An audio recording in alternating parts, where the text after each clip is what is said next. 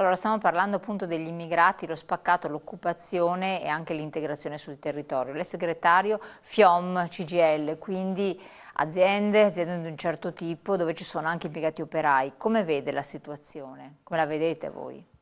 Allora, io sono un funzionario, no? Segretario della FIOM.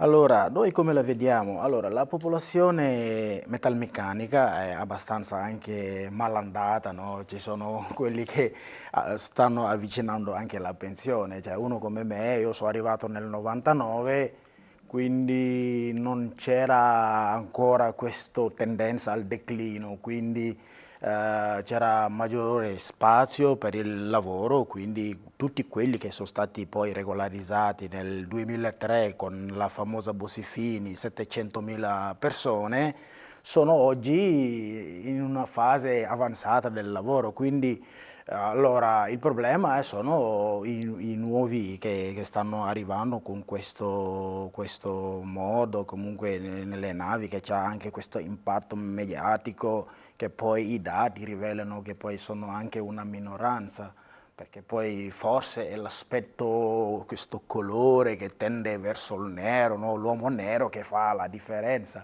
però l'invasione di fronte ai dati comunque, perché poi qua si parla di numeri e di scienza, sono convinto che poi il dottore qua non ha vicino all'ufficio suo una lobby potentissima di migranti che gli dicono di tradurre questi dati in una chiave positiva dell'economia, perché poi 10 punti del PIL, se non sbaglio o non faccio male i conti, sono 160 miliardi, quindi una cosa abbastanza importante che poi Ma che infatti secondo me andrebbe scissa la cosa che lei ha detto. Una cosa sono gli immigrati che arrivano appunto con i barconi, eccetera, e lì secondo me apriti cielo, perché dietro ce l'hanno fatto vedere, si vede c'è tutto un meccanismo di interessi politici e non voglio andare oltre perché è uno sfruttamento, si parla anche di sfruttamento di organi, di persone che saranno dedite, vabbè c'è di tutto e di più. Ed è un problema. L'altro è invece l'immigrato che, come i nostri giovani, migrano verso altri paesi e quindi altri paesi si porranno il problema. Gli italiani che arrivano, che cosa stanno facendo, che cosa ne facciamo? Così anche gli immigrati, come può essere venuto magari lei tantissimi anni fa e altre cose, quando arrivano nel nostro territorio, che tipo di opportunità e come si intersecano nella catena produttiva, perché ovviamente producono ricchezza, perché vengono qui per essere occupati e quindi è un problema senza dubbio di una certa rilevanza. Non vengono qui per transitare verso altri lidi, ma perché sperano che qui si creeranno la nuova vita. Ci sono tante famiglie, insomma, per no, ma cui è la questione diversa secondo me. fondamentale non è una questione separata, perché è anche una volontà politica di non No. farle arrivare già in modo legale. Perché è una volontà politica, perché poi quanto costerà un visto di ingresso? 70 euro? In Senegal costa così. Però se uno mi dice no, spendono anche 5.000 euro per arrivare in modo illegale, allora dietro c'è un ragionamento politico che viene, cioè, perché la volontà è di non far entrare nessuno in modo regolare. Così magari, io penso così, che ci sono pezzi di economie che servono anche a una manovalanza, posso dire, di schiavitù.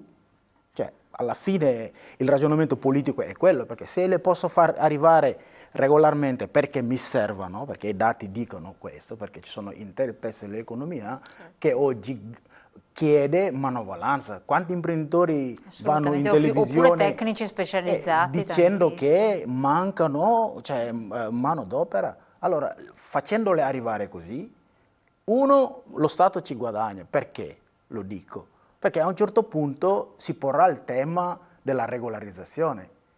Nei dati dicono che ci sono circa 500.000 persone irregolari, che ci vorrà al ritmo di oggi dei rimpatri, 5.000 all'anno, ci vorrà 100 anni per rimpatriarli. Ma non ci poniamo una domanda, ma regolarizzarli o rimpatriarli, cioè qual è il metodo in cui io ci guadagno come Stato?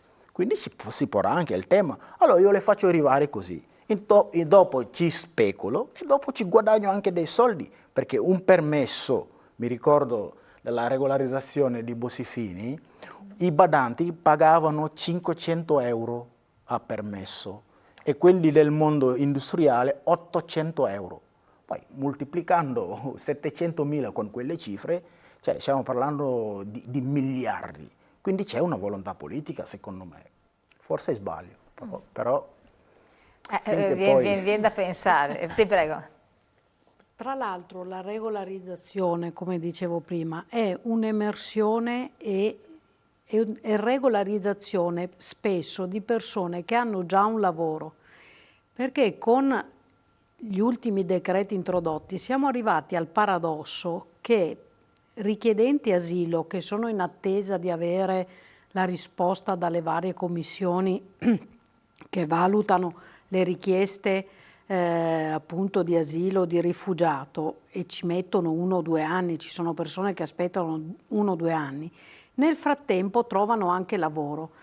Se non è possibile neanche convertire quei permessi o, una volta che uno trova lavoro, trasformare la sua richiesta in permesso di soggiorno per lavoro. Perché essendo legato al decreto flussi, che è quel decreto di cui si parlava della Bossi-Fini, della regolarizzazione delle persone che erano sul territorio nazionale per lavorare, avendo chiuso quel decreto e non avendo legiferato per stabilire strutturalmente qual è la necessità del sistema produttivo e quindi riavviare quelle pratiche, siamo nella fase paradossale per cui queste persone arrivano e sono costrette ad arrivare illegalmente, riescono comunque a trovare un lavoro, magari anche perché giustamente vengono spese delle risorse perché imparino l'italiano per l'integrazione, che è eticamente e moralmente corretto fare. Quando gli abbiamo dato questi elementi, non gli diamo la possibilità di diventare regolari e di chiedere un permesso per lavoro e preferiamo, questo era un po' quello che cercava di dire Diop, tra virgolette naturalmente, di lasciarli irregolari, forse perché alimentiamo un mercato del lavoro parallelo che è quello sul quale abbiamo rischiato di fare o rischiamo di fare la concorrenza, che però è fallimentare, perché la competenza del sistema produttivo della nostra regione, del nostro paese, la dobbiamo fare sull'innovazione tecnologica, sulla ricerca e sullo sviluppo, non sull'abbassamento a qualsiasi costo del costo della manodopera. E questo è il cambio di politiche che noi chiediamo venga attuato in questo Paese, supportato dai dati che fondazioni, associazioni come la Fondazione Moressa e non solo ci faceva vedere il servizio, dimostrano palesemente che porterebbero un vantaggio alla nostra regione come a tutto il Paese. Ecco, dottore, parlavamo anche fuori onda prima, bisogna fare una distinzione, un distinguo, come diceva lei, tra immigrati e immigrati, perché poi generalizzare effettivamente fa non capire niente. Io ho fatto l'osservazione che a volte sembra quasi paradossale, però parlare a volte di cinesi escono dai canoni normali dell'immigrato, perché sono delle comunità a sé stanti, completamente autonome, di cui è difficile anche conoscere bene certe dinamiche, no? E però poi adesso i cinesi sono quelli che economicamente hanno di quei macchinoni che fanno capire che guadagnano anche bene, non si sa se versino le tasse, questo è il mistero comunque. Per cui facciamo questa distinzione tra immigrati che esiste. Sì, perché noi abbiamo ormai una popolazione di oltre 5 milioni, 5,2 milioni di stranieri residenti, però in questo gruppo ci sono dentro tante sfaccettature, appunto sia si potrebbero distinguere per nazionalità, cioè pensiamo che 1/4 di questi viene dalla Romania, quindi sono cittadini comunitari, complessivamente i comunitari sono più di 1,5 milioni, quindi più del 25% del totale degli stranieri, e loro seguono rotte molto più simili agli italiani che agli stranieri, ad esempio non hanno bisogno del permesso di soggiorno. Potremmo anche fare una distinzione appunto per età, più di 1 milione dentro questi 5,2 milioni, più di 1 milione sono bambini nati in Italia, che hanno frequentato le scuole in Italia, quindi anche qui hanno più affinità con i bambini italiani che non con i loro genitori stranieri. Molte volte hanno scritto sul permesso di soggiorno un paese che non hanno mai visitato, dove non sono mai stati. Quindi parlare appunto, poi si potrebbe un'altra distinzione, è quella per motivo di ingresso. Oggi gli ingressi per lavoro sono molto pochi, il motivo principale in questi anni è stato il ricongiungimento familiare, quindi sono arrivati i familiari di chi era entrato per lavoro 15-20 anni fa.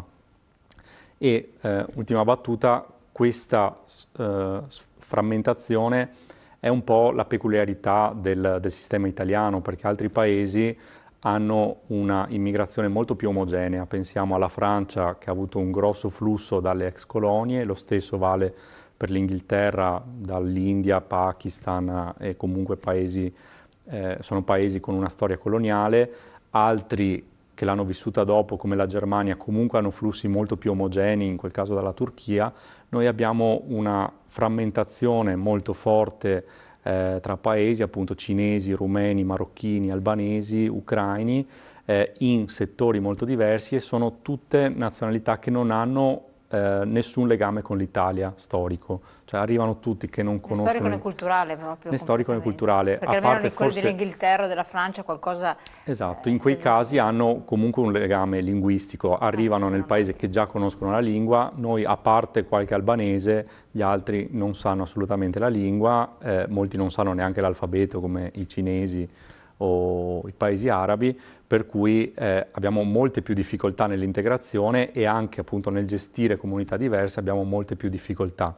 Penso che in questi anni abbiamo sperimentato poi un modello italiano di politica migratoria che di fatto è un non modello, nel senso che abbiamo avuto una politica basata sulle sanatorie, cioè sulle regolarizzazioni di chi era già entrato, e non invece su una pianificazione di chi serviva all'economia, al mercato del lavoro.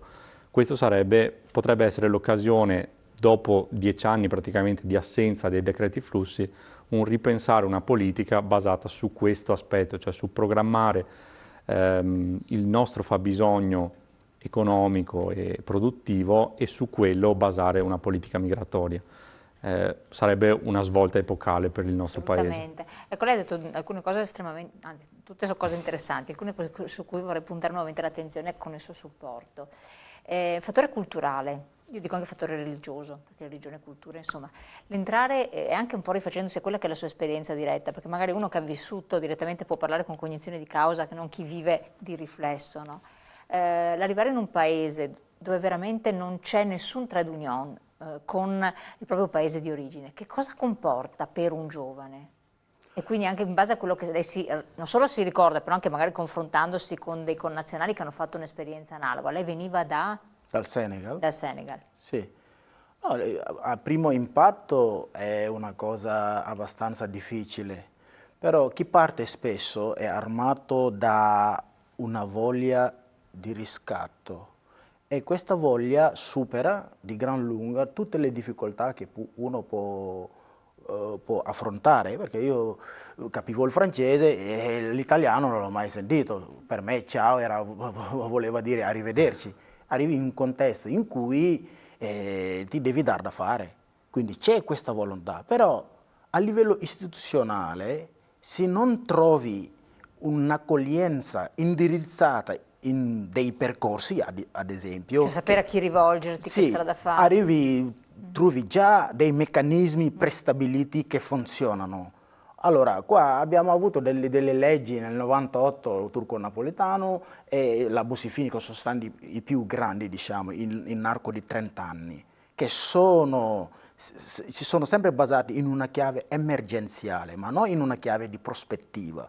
Allora trovi una difficoltà maggiore, perché poi attori veri che fanno integrazione sono il terzo settore, sì, il volontariato, oppure il sindacato, che io ho trovato nella mia strada, no? Appena regolare ho trovato i sindacati che hanno organizzato dei corsi di lingua, che sono stati là, ma le istituzioni non ci sono, perché io avrei voglia anche di chiedere se nella ricerca quanti di fondi sono stati spesi anche per l'integrazione, perché l'integrazione non è una volontà politica solo, ci devi mettere dei soldi. Io mi ricordo che l'ultimo governo che ci ha messo dei soldi era un governo di Prodi e erano pochi, 35 milioni, non ne fai nulla.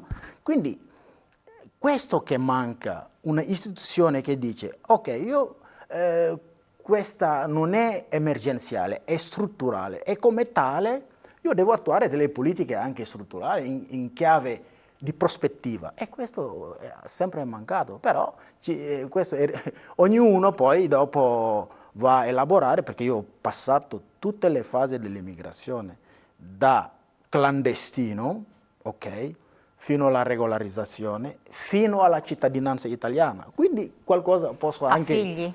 Sì, ho 3 figli qua con una cittadina italiana, quindi qualcuno associa anche al fatto di essere clandestino alla criminalità, però io si vado a interrogare oggi il Tribunale di Padova chiedendo casellario e carichi pendenti, cioè, nulla, però ho attraversato quella fase. E quella fase sì, ci sono delle difficoltà, però come noi ci hanno sempre insegnato i nostri genitori di essere onesti anche nelle difficoltà, perché c'è una tentazione quando non sei nessuno, perché il fatto di essere un clandestino, giuridicamente tu non sei nessuno, non sei nessuno, e da lì parti per crearti tutta la tua storia fino ad arrivare a una regolarizzazione. Però quello non può essere un percorso naturale in cui sono collocate delle persone. Questo è il discorso di fondo. Assolutamente. Torniamo su questi temi e poi capire anche appunto l'apporto di queste persone che poi si integrano, eccetera, la ricchezza, il PIL, quanto va a incrementare, per dire anche il discorso delle pensioni, che non è cosa di poco conto. Pubblicità, pochi secondi.